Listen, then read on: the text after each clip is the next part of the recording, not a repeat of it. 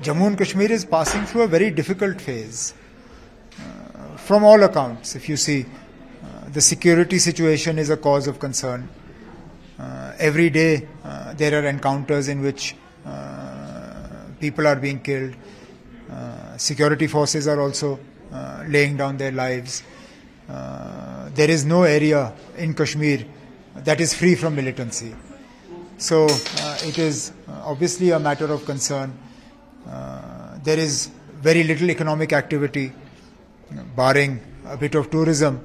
Other than that, the economy is in shambles. Unemployment is at record levels today. J&K has perhaps the highest or the second highest levels of unemployment in the entire country. So, I've just finished a series of meetings with my Youth National Conference colleagues, and all of them have the same feedback, that the youngsters, particularly in Kashmir, are deeply distressed today.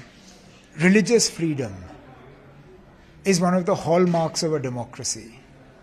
And India rightly claims to be the largest democracy in the world. We are a large democracy, but a democracy cannot just be in word.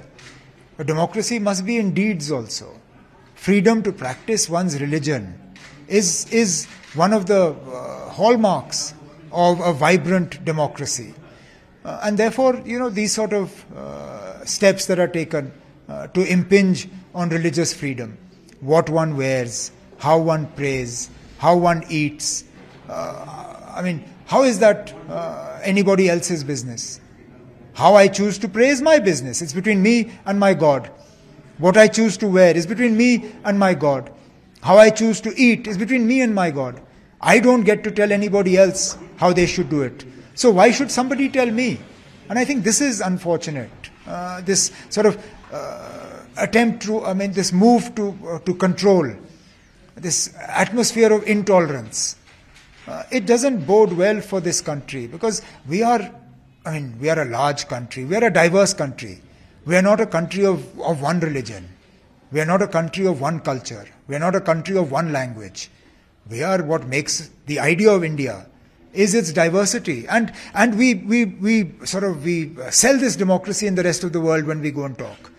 When our leaders go and talk in the United Nations, when they go and talk to international leaders, they talk about India's diversity. Do you think the whole country is facing this challenge? No, I don't want to speculate about the timing of the elections. The timing of the elections will be determined by the Election Commission in consultation with Government of India. I simply believe that in order to safeguard J&K and in order to stop some of the dangerous trends that have developed in J&K, particularly after 5th August 2019, it's important that forces like the PAGD put up a united front. That is purely my individual opinion. I am not an office bearer of the PAGD, and therefore it is not my decision to make. But certainly, as an office bearer of the National Conference, it is an opinion I have, and it's an opinion that, if asked, I will share.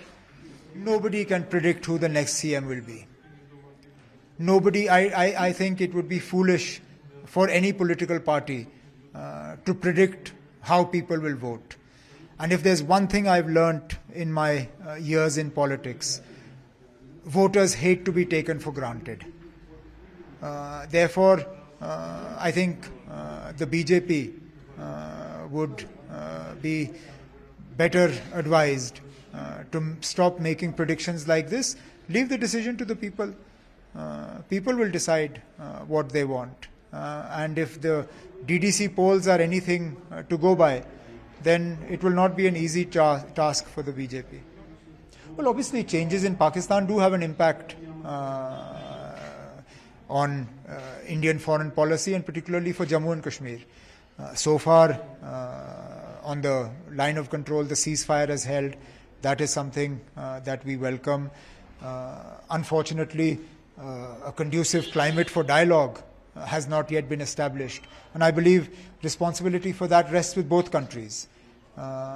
Both India and Pakistan must create a climate conducive for dialogue. That responsibility doesn't just rest with India. India has concerns that Pakistan must also take into consideration. There is a new Prime Minister there.